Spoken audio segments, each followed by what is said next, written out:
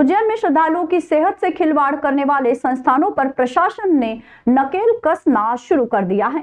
लड्डू में नाखून निकलने की जानकारी सोशल मीडिया पर वायरल हुई। एक वीडियो जिसमें एक महिला श्रद्धालु ने होटल के लड्डू में नाखून होने का दावा किया था, उसे संज्ञान में लेते हुए खाद्य विभाग की टीम ने साईं दरबार होटल पर औचक निरीक्षण कर बड़ी कार्रवाई की है। खाद्य सुरक्षा विभाग की टीम जब होटल पहुंची तो वहां के किचन के हालात बेहद चिंताजनक पाए गए। निरीक्षण के दौरान किचन में भारी अव्यवस्था और चारों ओर गंदगी का अंबार मिला। खाद्य सामग्री के रखरखाव में घोर लापरवाही बरतने पर विभाग ने तत्काल प्रभाव से होटल का लाइसेंस 2 दिनों के लिए निरस्त कर दिया है। अधिकारियों ने मौके से लड्डू और आलू की सब्जी के नमूने लेकर जांच के लिए लैब भेजे। विभाग ने स्पष्ट किया है कि जब तक किचन की स्थिति में सुधार नहीं होता, मानकों का पालन सुनिश्चित नहीं किया जाता, तब तक संचालन पर रोक रहेगी। अधिकारियों ने होटल संचालक को सख्त लहजे में निर्देश दिए हैं कि खाद्य सामग्री का रखरखाव व्यवस्थित और स्वच्छ तरीके से किया जाए, अन्यथा भविष्य में और भी कठोर कदम उठाए जाएंगे।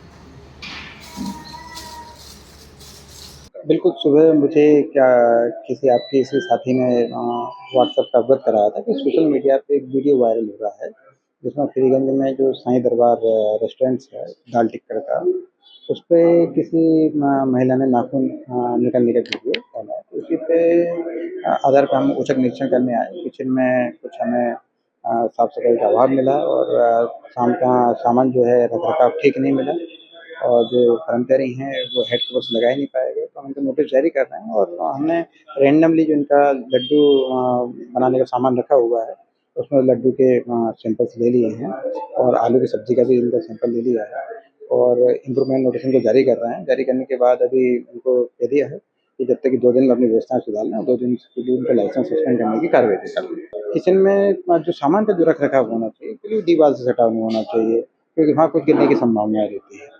तो वहाँ उनको व्यवस्थित करने को कह दिया कि जो स्टोर में सामान है वो अपना व्यवस्थित रखें। उज्जैन स्थित महाकालेश्वर ज्योतिर्लिंग मंदिर में होली पर्व के दौरान श्रद्धालुओं के लिए विशेष प्रतिबंध लागू किए गए हैं। मंदिर परिसर और महाकाल लोक में रंग गुलाल ले जाने और होली खेलने पर पूरी तरह रोक लगा दी गई है। मंदिर समिति के अनुसार 2 और 3 मार्च को मंदिर में प्रवेश से पहले श्रद्धालुओं की सख्त जांच की जाएगी। सुरक्षा कारणों से बिना जांच किसी को भी प्रवेश नहीं दिया जाएगा। यह निर्णय वर्ष 2024 की धुलंडी पर भस्म आरती के दौरान हुई आगजनी की घटना के बाद लिया गया है।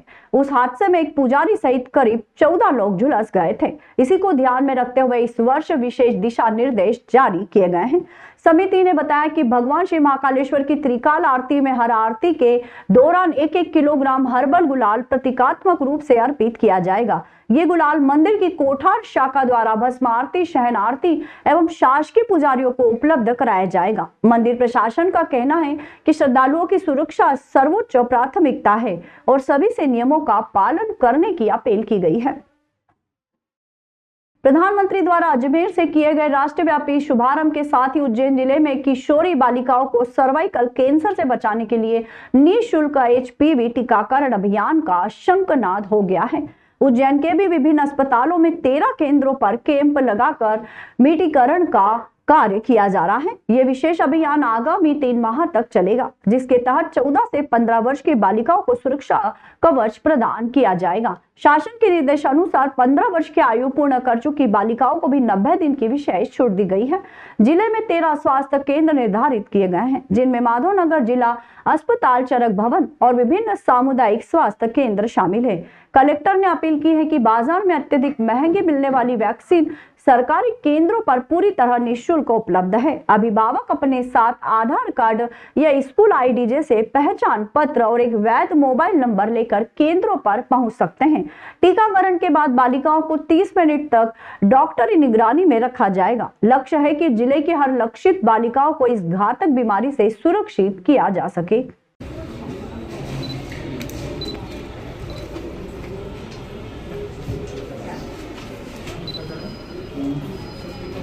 पूरा मिला के and to and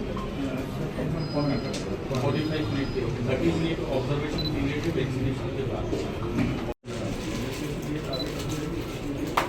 eligibility 14 to 15 years वाला ही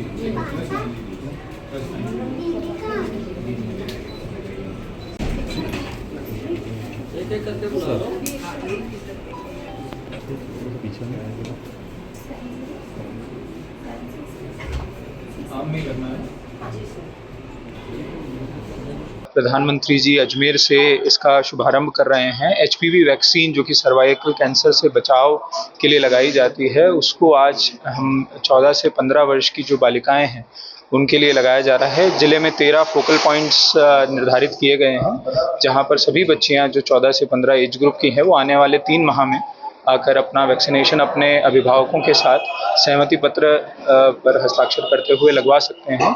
इसके अंदर 30 मिनट का ऑब्जर्वेशन भी रखा गया है। इन केस कोई ऐसी स्थिति आती है तो डॉक्टर्स उसके लिए त्वरित कार्रवाई भी कर सकते हैं। और इसके अंदर मैं आप सभी के माध्यम से सभी से अपील करना चाहूँगा कि ये बहुत ही महंगी वैक्सीन अगर बाज़ार में आप जाएंगे तो अवेलेबल रहती है। निःशुल्क इसको अभी लगाया जा रहा है, तो ज़्यादा से ज़्यादा संख्या में अपने तरफ से लोगों को जागरूकता फैलाते हुए इसमें लोगों को आगे आकर लगवाने के लिए अपील है। धन्यवाद। विश्व प्रसिद्ध महाकालेश्वर मंदिर में शनिवार तड़के सुबह 4 बजे आयोजित भस्म आरती में भारत के पूर्व उपराष्ट्रपति जगदीप धनखड़ श्रद्धालु के रूप में शामिल हुए। पूर्व उपराष्ट्रपति धनखड़ निर्धारित समय पर मंदिर पहुंचे। उन्होंने नंदीहाल में लगभग 2 घंटे तक बैठकर भगवान महाकाल का जप किया और प्रातःकालीन भस्म आरती में सहभागिता कर आशीर्वाद प्राप्त किया। इस दौरान उन्होंने ज्योतिर्लिंग भगवान महाकालेश्वर के दर्शन किए और भस्म आरती की दिव्य व्यवस्था को श्रद्धा भाव से निहारा। आरती संपन्न होने के बाद धनखड़ ने देहरी से दर्शन कर भगवान महाकाल को जल अर्पित किया। दर्शन उपरांत मीडिया से चर्चा में उन्होंने कहा कि देश में सकारात्मक बदलाव देखने को मिल रहा है तथा धार्मिक स्थलों पर बेहतर प्रबंधन और विकास कार्य प्रशंसनीय है। उन्होंने महाकाल मंदिर की व्यवस्थाओं की सराहना करते हुए कहा कि यहां आकर मन को अद्भुत शांति का अनुभव होता है। साथ ही उन्होंने कहा कि महाकाल के दरबार में आने से अहंकार, ईर्ष्या और प्रतिशोध जैसी नकारात्मक भावनाओं का स्वतः ही त्याग हो जाता है।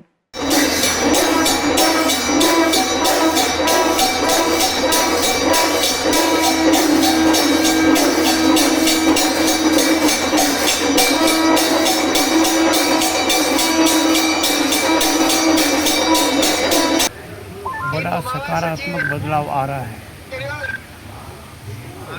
और ये सकारात्मक बदलाव हमारी हजारों वर्ष पूर्व मानसिकता को दर्शाता है। धार्मिक स्थलों के बारे में जो रखरखाव हो रहा है, जो उनके बारे में विकास किया जा रहा है, वह अत्यंत सराहनीय है। यहाँ की प्रशासन की सरलता, सुगमता और लगनशीलता से मैं बहुत प्रभावित हूँ।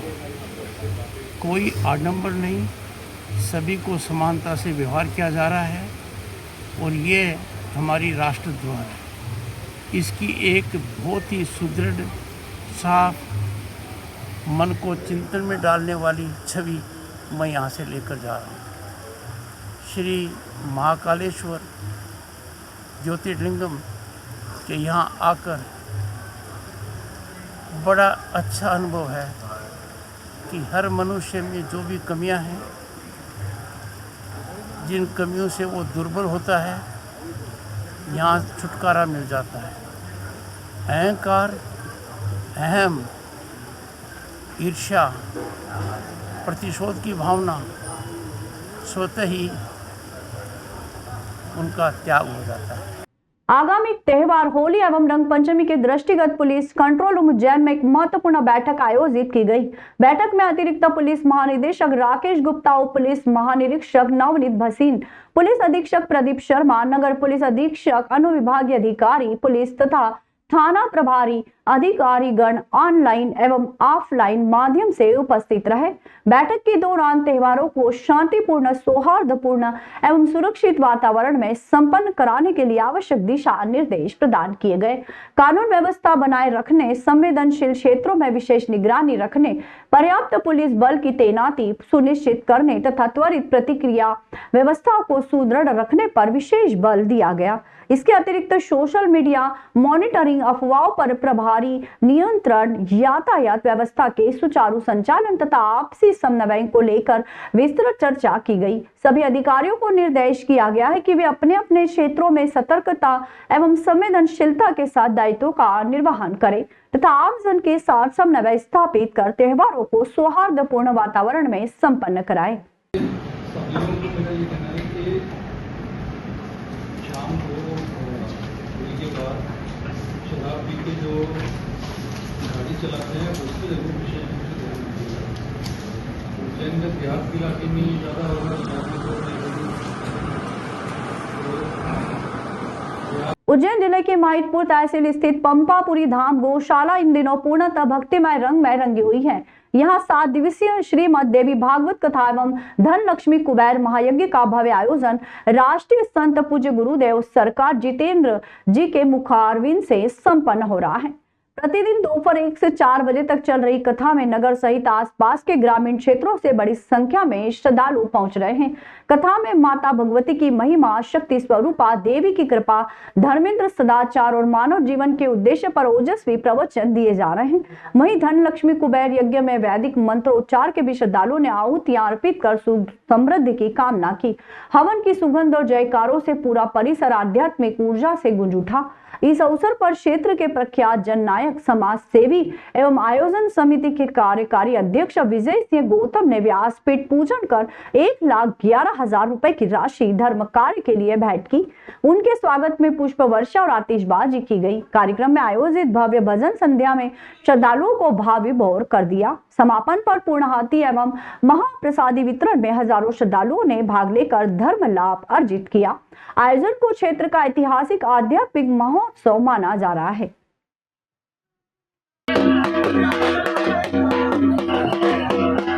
इन्होंने हमको इनसे जोड़ रखा है। आना नहीं होता ये बात जरूर है, लेकिन मैं अभी 1-2 बार आया हूँ, अब निरंतर आऊँगा और इस संस्था में जो सहयोग लगेगा निश्चित रूप से खुल के करूँगा मैं। पीनाते जाओ, आगे बढ़ते जाओ, पीनाते जाओ, आगे बढ़ते जाओ। जिसने भी स्वागत कर लिया है वो मंच खाली करे भैया, मंच खाली करे। कथा के अंतिम दिवस में, समापन दिवस में बहुत ज्यादा कार्यकर्ता वगैरह सभी का स्वागत बाकी है। यहाँ पर पधारे दूर दूर से मेरी माता बहनें, दूर दूर से पधारे यहाँ के युवा, यहाँ के वरिष्ठ लोग और यहाँ पर पधारे अंबाजी धाम के श्री श्री 1008 गुरुदेव और व्यास दादी के चरणों में नमन करता हूँ। जब भगवान आपको खूब पाना पाल करे, धनधान्य से भरपूर रखे। तो दिवसीय श्रीमद देवी भागवत का आयोजन रहा गया और यहाँ समाज सुधार के लिए, गौ माता की सेवा के लिए और माता पिता की सेवा के लिए युवा फैशन से दूर हो और धर्म के प्रति अपनी भावनाओं को जागृत करे और सनातन धर्म के लिए आगे बढ़े। तो 7 दिवसीय आयोजन में महायज्ञ का आयोजन हुआ, गौ माता की रक्षा के लिए आयोजन हुआ और आज इस कथा की पूर्णाहुति है महाप्रसादी। सनातन धर्म के लिए सभी युवाओं को संदेश दिया जाएगा कि एक साथ विराजे और अपने मंदिरों में जाए, परमात्मा का दर्शन करें, माता पिता की सेवा करें और सनातन के लिए आगे बढ़े। ये हमारे बीच में आज अंबाजी धाम के हमारे महंत सदगुरु श्री श्री 1008 जितेंद्र सिंह जी हमारे बीच में पधारे।